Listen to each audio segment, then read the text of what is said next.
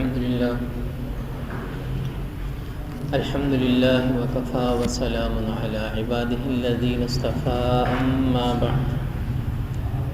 أما بعد فأعوذ بالله من الشيطان الرجيم بسم الله الرحمن الرحيم ويل للمطففين الذين إذا اكتالوا على الناس يستوفون وإذا كالوهم أو وزنوهم يخسرون صدق الله العظيم وصدق رسوله النبي الكريم اللهم صل على سيدنا محمد وعلى آل سيدنا محمد وأصحاب سيدنا محمد وبارك وسلم علیہ۔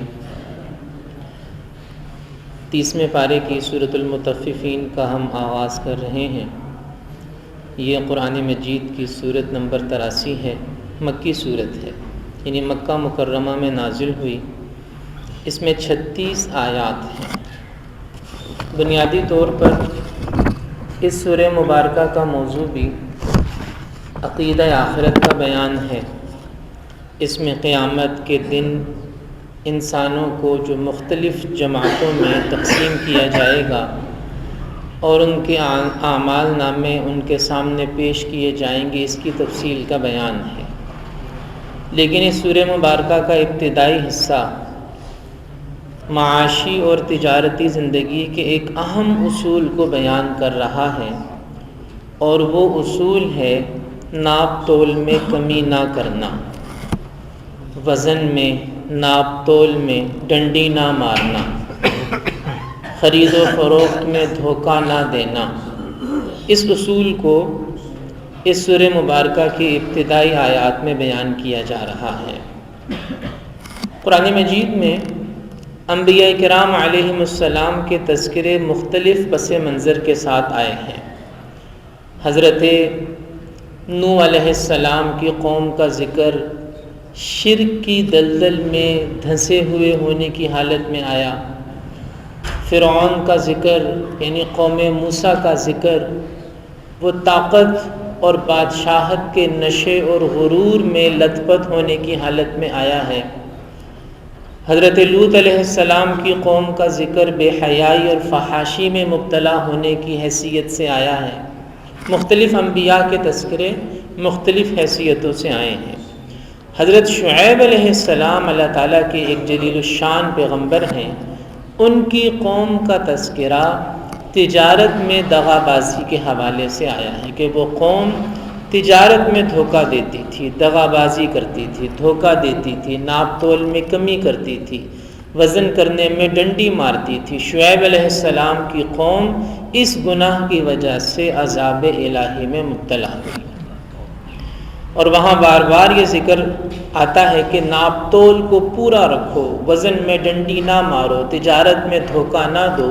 یہ تذکرہ بار بار شعیب علیہ السلام کی قوم کے ذکر میں آتا ہے، اور یہاں بھی اللہ تعالیٰ نے ناپ تول میں کمی کرنے والوں کے لیے ہلاکت کا اور خرابی کا اعلان فرمایا۔ خرابی ہے، ویل للمطففین، خرابی ہے ناپ تول میں کمی کرنے والوں کے لیے، ناپ تول کو گھٹانے والوں کے لیے، ڈنڈی مارنے والوں کے لیے۔ الذین اذا اکتالوا علی الناس یستوفون، کہ جب وہ خود کوئی چیز لیں تو پورا پورا وزن لیں، کوئی چیز ناپ کر لیں یا تول کر لیں تو پورا پورا وزن لیں۔ وَإِذَا كَالُوهُمْ أَوْ وَزَنُوهُمْ يُخْسِرُونَ، اور جب دوسروں کو ناپ کر یا تول کر دینے کا موقع آئے تو گھٹا کر دیں۔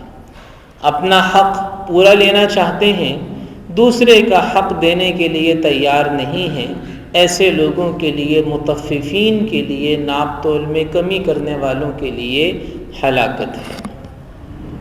ہمارا دین تو ہمیں یہ سکھاتا ہے کہ جب کسی کو ناپ کر یا تول کر کوئی چیز دیں تو زیادہ دیں، تھوڑی سی زیادہ دیں۔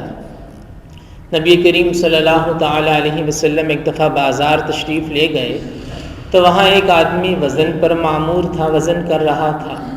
آپ نے ان سے فرمایا کہ زن و ارجح، کہ جب وزن کرو تو جھکتا ہوا تولو، یعنی جب گاہک کو کوئی چیز دینی ہو تو جو اس کا حق ہے اس سے تھوڑی سی زیادہ دے دو، تھوڑی سی زیادہ دے دو۔ یہ بات رسول پاک صلی اللہ علیہ وسلم نے 1450 سال پہلے بیان فرمائی، لیکن آج جدید دنیا ہے اور یہ دنیا کاروبار اور تجارت کی دنیا ہے، بزنس کی دنیا ہے۔ یعنی آج کاروبار اور تجارت اور معیشت ایک پوری سائنس بن چکی ہے۔ پوری دنیا کی جامعات میں، یونیورسٹیز میں اعلیٰ درجے کے کورسز کروائے جاتے ہیں، ڈگریاں ہیں، پی ایچ ڈی ہوتی ہے، کئی جہتیں ہیں کاروبار کی، تجارت کی، معیشت کی، اس کے اصول ہیں اور ضابطے ہیں۔ اور آج کی دنیا کا ضابطہ یہی ہے جو ضابطہ رسول پاک صلی اللہ علیہ وسلم نے بیان فرمایا۔ آج ساری دنیا کی کمپنیاں اپنے ملازمین کو یہ حکم دیتی ہیں کہ تم گاہک کو سہولت دو، گاہک کو خوش کرو۔ یعنی جب وہ تم سے چیز خریدے تو چیز خریدنے کے بعد اسے خوشی محسوس ہو، اسے تسلی ہو۔ یعنی گاہک کو تسلی ہونی چاہیے، خوشی ہونی چاہیے تم سے چیز خرید کے۔ آج کی کاروباری دنیا کا پہلا اصول یہ ہے کہ نام خراب نہ ہو۔ چیز بیچنی ہے تو نام بنانا پڑے گا، چیز بیچنی ہے تو گاہک کو متاثر کرنا پڑے گا، اسے خوش کرنا پڑے گا۔ اب آج کی دنیا کا بھی یہی اصول ہے کہ زن و ارجح، کہ جب وزن کرو تو جھکتا ہوا تولو، یعنی تھوڑا سا زیادہ دو، گاہک کو خوش کرو، اسے تسلی ہونی چاہیے چیز خریدنے کے بعد۔ اور یہی اصول رسول پاک صلی اللہ علیہ وسلم نے بھی بیان فرمایا۔ قرآن مجید میں بار بار اس بات کی تعلیم کی گئی کہ کاروبار کرنا ہے، تجارت کرنی ہے تو اس میں ڈنڈی نہیں مارنی، ناپ تول میں کمی نہیں کرنی، دھوکہ نہیں دینا اور جعلی چیز فروخت نہیں کرنی، دکھانا کچھ اور دینا کچھ یہ نہ ہو۔ قیمت کسی چیز کی وصول کی، دی کوئی ہلکی سستی چیز، یہ نہیں ہونا چاہیے۔ یہ بنیادی اصول ہیں کاروبار کے اور تجارت کے جو قرآن مجید کے اندر بیان کیے گئے۔ ایک دفعہ رسول پاک صلی اللہ علیہ وسلم بازار تشریف لے گئے تو ایک صاحب نے غلے کا ڈھیر لگایا ہوا تھا اور غلہ فروخت کر رہے تھے، اوپر سے غلہ خشک۔ آپ نے اس ڈھیر کے اندر دست مبارک داخل کیا تو نیچے سے تری محسوس ہوئی، گیلا، خراب۔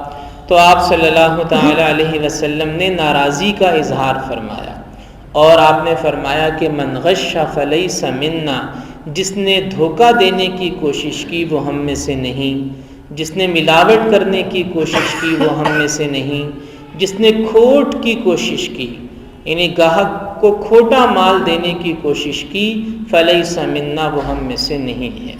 تو دیانتداری، سچائی، امانت داری اور گاہک کو سہولت بخشنا، یہ اسلامی تجارت کے بنیادی اصول ہیں جو قرآن مجید میں تفصیل کے ساتھ بیان کیے گئے۔ ان میں سے ایک اصول ہے ناپ تول کو پورا رکھنا، وزن میں کمی نہ کرنا۔ آج بدقسمتی سے آج ہمارے ہاں یہ بنیادیں اور یہ اسلامی اقدار اور یہ عالمگیر اخلاقی اقدار، عالمگیر، جیسا کہ میں نے عرض کیا کہ پوری دنیا کے اندر آج یہ کوشش کی جاتی ہے کہ گاہک کو سہولت دی جائے۔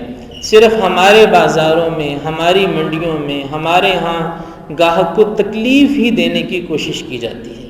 وہ یہ چاہتا ہے کہ بس جو ایک دفعہ آ گیا، بس جو ایک دفعہ پھنس گیا، بس اب اس کی تو کھال اتارو، دوبارہ آتا ہے تو آئے، نہیں آتا تو نہ آئے، آج اسے لوٹ کر ہی دکان سے بھیجنا ہے۔